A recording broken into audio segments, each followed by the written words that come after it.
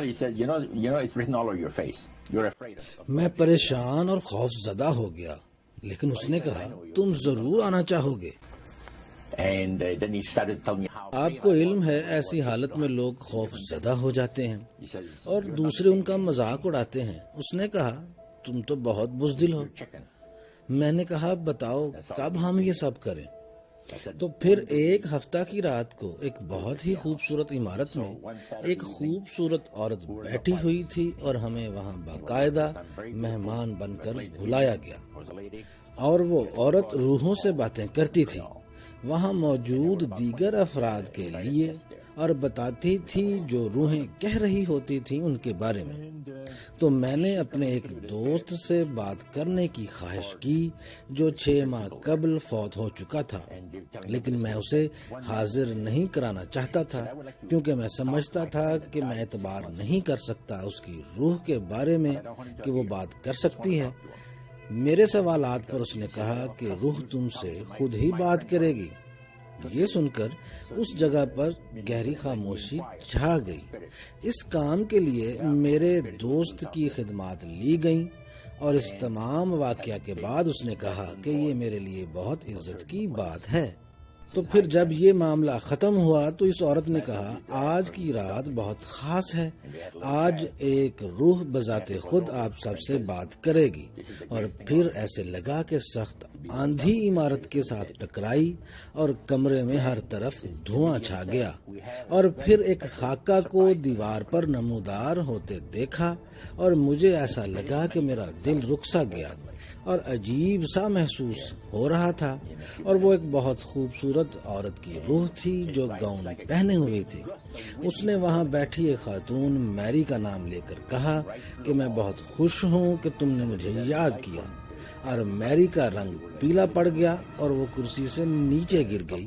اسے پھر اٹھا کر کرسی پر بٹھایا گیا۔ اس طرح میرا آغاز ہوا ان لوگوں میں۔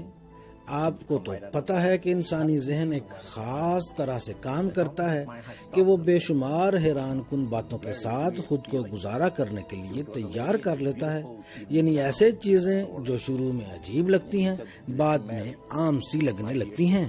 سوال، یعنی ایسی عجیب و غریب باتیں آپ کے لیے عام سی باتیں ہوتی ہیں اور کوئی خوف اور پریشانی نہیں ہوتی؟ جواب، جی ہاں بالکل۔ پھر ہم اس خفیہ تنظیم میں شامل ہو گئے جو ان ارواح کی عبادت کرتی تھی، اور ایک اہم بات میں آپ کو بتاؤں کہ اگر آپ ان لوگوں کے ساتھ اس عبادت میں شامل ہو جائیں تو آہستہ آہستہ آپ کے تعلق روحوں کی دنیا کے طاقتور ترین مخلوقات سے بنتی جاتی ہیں۔ پھر آپ کبھی اس دنیا اور ان لوگوں کو چھوڑ کر واپس نہیں آ سکتے، اور یہی میرے اور میرے دوست کے ساتھ بھی ہوا جب ہم ان کے خلاف کھڑے ہوئے۔ رات وہاں پر ایک بہت بڑے جیز بینڈ کے کرتا دھرتا گلوکار جو بہت ہی مشہور تھے وہ وہاں پر آئے، اور ایک عورت ان کے ساتھ تھی جو ان کی بیوی تھی۔ اس سوال کے جواب میں کیا آپ کی شروعات اس طرح ہوئی اور پھر کیا ہوا، راجر نے کہا کہ اس مشہور گلوکار سے ہم نے پوچھا کہ یہ سب کیا ہے، تو اس گلوکار نے ہمیں بتایا کہ مجھے جب بھی طاقت کی ضرورت ہوتی ہے تو میں سیدھا طاقت کے سرچشمہ کے پاس آ جاتا ہوں، اور تم لوگوں کو کیا لگتا ہے کہ مجھے یہ جو شہرت ملی ہے، جو پیسہ اور عزت ملی ہے، اس کے پیچھے کیا چیز ہے؟ میں نے جواب میں کہا شاید یہ تمہاری خوش قسمتی ہوگی۔ تو اس نے مسکراتے ہوئے کہا خوش قسمتی نام کی کوئی چیز نہیں ہوتی، بلکہ تمہارے لیے کوئی خفیہ طاقت کہیں کام کر رہی ہوتی ہے جو اس دنیا کی طاقتوں سے اوپر ہوتی ہے، اور وہ آپ کے لیے یہ سب کچھ کرتی ہے۔ پھر ہم نے ادھر ادھر کی کئی باتیں کی۔ اس سوال کے جواب میں کہ کیا اس کی باتوں نے آپ کو اس دنیا کے بارے میں جاننے کے لیے ابھارا، تو راجر نے جواب دیا جی ہاں، کیونکہ مجھے لگتا تھا کہ جس کو مرنے والے کی روح کہہ کر باتیں کی جا رہی ہیں اور ہمیں ارواح کہہ کر ان کا تعارف کروایا جا رہا ہے، حقیقت میں وہ جنات تھے، رد کیے ہوئے فرشتے، خوبصورت مخلوق۔ اس سوال کے جواب میں کہ کیا ان باتوں سے آپ پریشان ہوئے، تو انہوں نے بتایا کہ جی ہاں، تھوڑا بہت۔ جب ہم وہاں گئے تو ہمیں کہا گیا کہ تم لوگوں کا مستقبل بہت شاندار ہوگا، کیونکہ ہمیں اس تنظیم کے سب سے بڑے شخص نے کہا کہ مالک کے پاس تم لوگوں کے لیے اہم ذمہ داریاں ہیں۔ تو یہ مالک کون ہے اور اس کا مطلب کیا ہے؟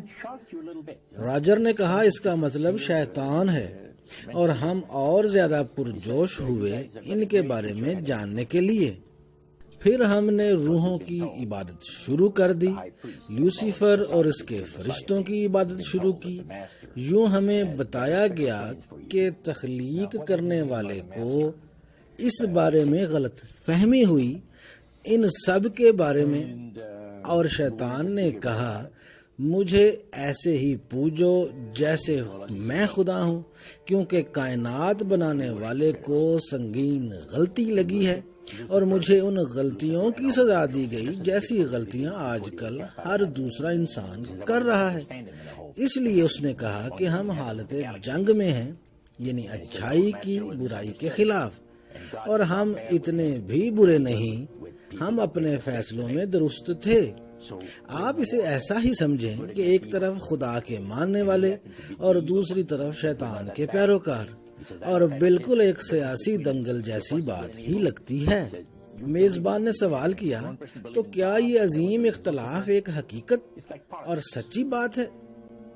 جی ہاں، اور شیطان کے ماننے والے اپنی ذات کو بیچ دیتے ہیں اس بات پر کہ حضرت عیسیٰ اس دنیا میں اس عظیم طاقت اور شہرت پر کبھی دوبارہ واپس نہیں آئیں گے، اور اگر کہیں وہ آ گئے تو اس کائنات کے سارے قوانین قدرت کو ختم کر دیں گے اور قیامت برپا کر دی جائے گی، کیونکہ وہ جانتے تھے کہ اصل طاقت عبادت کا مرکز شیطان ہی ہے۔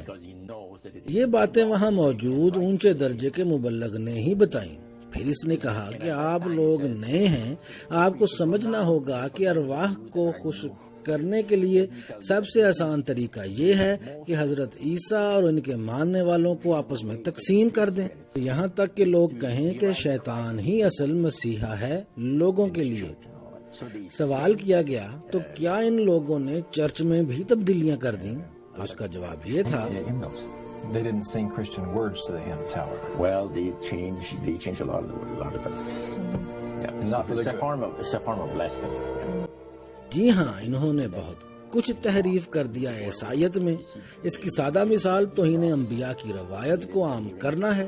آپ ذرا راک میوزک کو ہی دیکھ لیں، یہ اس عمل کا حصہ ہے، اور شیطان چاہتا ہے کہ لوگ حضرت عیسیٰ کا مذاق اڑائیں اپنے پہناووں، اعمال اور حرکتوں کے ذریعے، اور انہیں اس طرح کی حرکتوں میں شیطان سکون دلاتا ہے، مزہ پیدا کرتا ہے، اور ہمارے بے شمار حکمران ان خفیہ تنظیموں کے ممبران ہیں۔